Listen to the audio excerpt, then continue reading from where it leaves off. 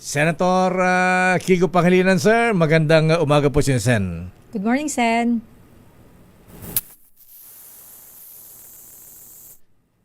Sen, nakamute yata kayo, Sen. Ayan. Nakamute yata yung audio ni Sen Kiko eh. Senator Kiko. Sen. Ayan. Yun. Yes, good morning. Ayun. Good morning, Good morning, Senator. Ayan. Lako, marami tayong itatanong muna, ha? Ayan. Yung iba, nasagutan ni Acting Senate President Gatchalian. Pero unang tanong ko sa Senator Kiko ay, bakit bumaliktad si Senator Chis Escudero? Anong paliwanag po sa inyo? Ayan. Ang sinabi niya ay masyadong apektado na ang institusyon dito sa Bangayan at dito sa deadlock, no? Yung gridlock. Kaya naisip niya na for the sake of the institution, no, kinakailangan magkaroon ng majority, no, ang panig ni Senator Win para tuloy-tuloy na ang pagtatrabaho natin. So, inisip niya yung institusyon. So, kaya nga sabi niya sa statement niya, wala siyang, ang pinapanigan niya yung institusyon ng Senado. At ang mahalaga ay maayos itong Bangayan dahil nakakasama sa institusyon. Di ba siya sumasama ang loob at tinatawag siya ngayong modern Judas? Well, ganyan talaga ka-toxic ngayon ang social media, no? Pero ang sa atin, base sa ating naging desisyon at base sa naging aksyon natin kahapon, lahat ay naaayon sa ating saligang batas, naaayon sa mga naging pasya ng Korte Suprema. Ang hindi naaayon sa batas ay yung hindi pag-convene ng Senate ng 2 araw. At kung hindi pa kami nag-convene kahapon, we would have violated a constitutional provision na hindi maaaring mag-adjourn ng lampas 3 araw ang isang kamara na walang consent ng House. In this case, the House had to consent. Yun ang utos ng saligang batas. Utos din ng aming mga patakaran at Senate's rules na may session dapat every weekday at 3 o'clock. At pagka may postponement o cancellation, ayon din sa ating Senate rules, ay hindi maaari na walang konsultasyon. Dapat may konsultasyon. And sa ilang araw na hindi nagko-convene at kinakansela ang Senate hearings po natin, ay hindi nagkaroon ng consultation. Again, in violation of our rules. At finally, kahapon, isa na namang paglabag sa ating mga patakaran at our Senate practices, itong nag-issue ng CINIJ adjournment sa pamamagitan ng sulat. Dating Senate President Alan Cayetano, you do not go through a CINIJ adjournment by letter. Dahil ang CINIJ adjournment dapat parehong Senado at House of Representatives by way of a concurrent resolution na ina-actionan sa plenaryo ang pag-adjourn CINIJ. So talagang nakita natin sunod-sunod ang pagbabaliwala sa ating mga patakaran at sa ating batas at sa ating saligang batas. And it had to end. In fact, prior to yesterday, ang panawagan natin, yung Solid Block 11, ay mag-resign. Pero nung hindi siya nag-resign at nakakuha na tayo ng quorum ng 12, uulitin ko, 12 base sa Korte Suprema na ruling at 12 base sa naging practice ng Senado ay supisyente bilang quorum. Dahil doon, nagkaroon ng motion to declare all positions vacant. Ibig sabihin, tinanggal na si former Senate President Alan Cayetano bilang Senate President by a unanimous vote of the Senate in plenary, there being a quorum. So tanggal na as Senate President si Senator Alan Peter Cayetano. Sa akala ko siya pa rin ang Senate President dahil si Senator Win Gatchalian ay for the time being lang temporary, kaya nga acting Senate President at saka Senate President pro tempore. Hindi. Natanggal siya dahil nag-declare tayo ng all positions vacant, which includes the position of Senate President. Oh. Yun nga lang, kailangan natin ng 13 para makahalal ng bagong Senate President. So right now, the position of Senate President is vacant. But under our rules, dahil hinalal natin si Win as Senate President pro temp, na hindi kailangan ng 13 votes, dahil walang sinasabing 13 votes as Constitution. Ang sinasabi lang ng Constitution ay yung Senate President kailangan ng 13 votes.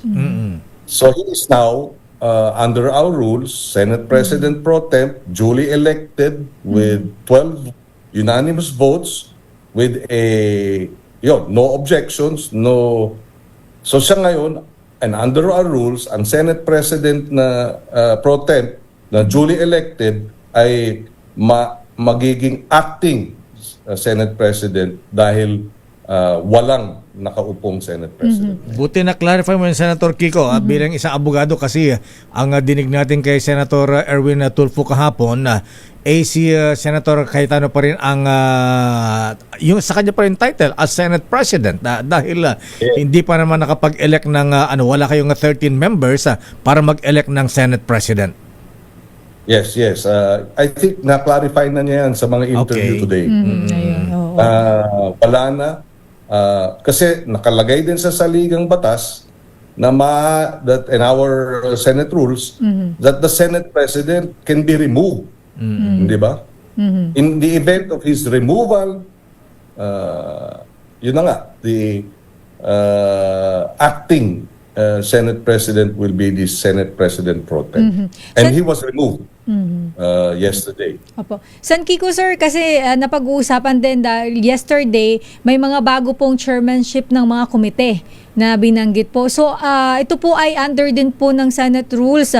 Can you please explain further para po nagtatalo-talo kasi sabi, bakit may mga bago na agad chairmanship, kulang nga kayo dyan, tas may mga bago nang nakaupo. Pwede pong paki-explain. Yes. Nung nag-motion tayo to declare all positions vacant, ang ibig sabihin niyan, lahat ng mga dating chairman ay tinanggal natin. Hindi ba? And pwede yan. Hindi kailangan ng 13 votes dyan. In fact, simple majority lang pwede, provided may quorum. Maliwanag din, sinasabi nila ang quorum daw 13, hindi ho yan totoo. In fact, maraming pagkakataon na ang naging praktisado ng Senado, may record yan na the chair declares the presence of a quorum after the roll call with 12 senators present. And maraming mga ganung records, nung sinabi yon, present in a number of instances si Senator Pia Cayetano, present si Senator Loren Legarda na 12 lamang ang quorum, 12 at si Senator Alan Cayetano. So 12 is sufficient, hindi 13. 13 pagka Senate President. Pero 12 is sufficient. So tinanggal natin sila at 12 then is sufficient. In fact, less than 12. Basta majority of there being a quorum is enough to elect yung panibagong mga chairpersons after dineclare na bakante. And that's what we did yesterday. Senator Pangilinan, sir, ang hindi kinikilala ng grupo ni Senator Cayetano ang inyong grupo at sabi nga actually magsasagawa pa sila ng hearing ngayon Blue Ribbon Committee under Senator Pia as chairperson. Pwede ba silang magsagawa ng hearing dyan o kaya sa labas? Hindi pwede bilang chairperson dahil hindi na sila ang chairperson. Hindi rin pwede bilang committee. Kaya i-clarify natin, pwede silang mag-meeting, tawagin nila yung media, i-present nila yung mga witness nila ron, pero hindi yung committee hearing. At ginawa na ata ni na Mike Defensor yun at si Mr. Baligod, nag-press conference, etc. They can do that. Wala namang pipigil sa kanila. Pero sa ating rules, they cannot convene a hearing dahil hindi na sila ang chairperson. In fact, hinalal natin si Senator Erwin as Blue Ribbon Committee Chairman, and I understand next week ang kanyang hearing, di ba? Kaya hindi rin totoo itong sinasabi, sabi ko nga, marites ito, di ba? Chismis. Chismis. Na kaya natin pinalitan ang liderato dahil ayaw natin magkaroon ng Blue Ribbon Committee hearing. This is untrue. Ang totoo niyan, kasi gusto nilang ipalabas, drama nga na ayaw namin nung katotohanan. 7 nga kami pumirma. Sila ang ayaw pumirma dun sa partial committee report. At dun sa partial Blue Ribbon Committee report ng chairman si Senator Ping Lacson, nire-recommenda namin ang pagsampa ng kaso sa mga senador. Nire-recommenda rin namin na imbestigahan ng plunder case itong ibang mga kasamahan natin. Pero 7 kami pumirma. Lahat sila sa minority noon, walang pumirma. Bakit? Pag pinirmahan nila, ito ay pwede nang idebate sa plenaryo. Okay. O sino ang ayaw magdebate? Number 2, sabi nila, binubuso lang daw natin, ayaw po nating ilabas yung katotohanan na kurakot, etc. Kalokohan na naman yan. Sabi nila, anti-corruption sila. Ang tanong natin, kung totoong anti-corruption sila, iba yung sinasabi nila, iba yung ginagawa. Bakit? Dahil yung 2 chairman na hinalal nila ng Blue Ribbon Committee, parehas under investigation o kaya may kaso ng plunder. Nakakulong na isa. So, kaya nga So sana yung ating mga kababayan ay makita yung iba yung sinasabi na iba naman ang ginagawa. Kung talagang galit sila sa kurakot, bakit yung vice chairman ng Blue Ribbon Committee, yung 2 pa ha, hindi lang isa, may mga kasong plunder. Tama ba yun? So sana maintindihan ng ating mga kababayan na hindi tayo kumokontra na ilabas ang katotohanan. Senator Kiko. Contrary dun sa paratang. Ang daming paratang sa amin na puro kasinungalingan Kami daw may kinalaman dun sa barilan dahil kami maagang umalis. Hindi ba? Kaya kami maagang umalis wala na session Okay. So, nakakalungkot na nauwi sa ganito. Sana, ang pakiusap natin, ni-recognize na ng House of Representatives na acting Senate President si Senator Win Gatchalian. So, ni-recognize na rin ng Malacanang. So, we hope yung ating mga kasamahan sa Senado na nakatrabaho naman si Win.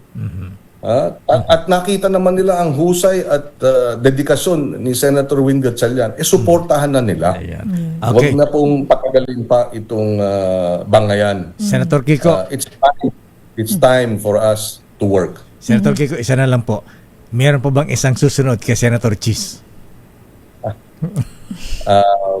Dapat. Diba? Para maging 13. Para legitimate na talaga. Wala nang question ng majority. Diba? Sabi nga, dati SB 11. Baka sana maging SB 19. SB 19. Iba yun, Sen. Sino ba yung lilipat na isa pa? Ikaw ang mayroong mga bubwit. Pwede tanongin natin yung mga bubwit mo. Marites pa lang, kaya gusto na ma-confirm sa'yo. Ikaw pala yung ginawang bubwit.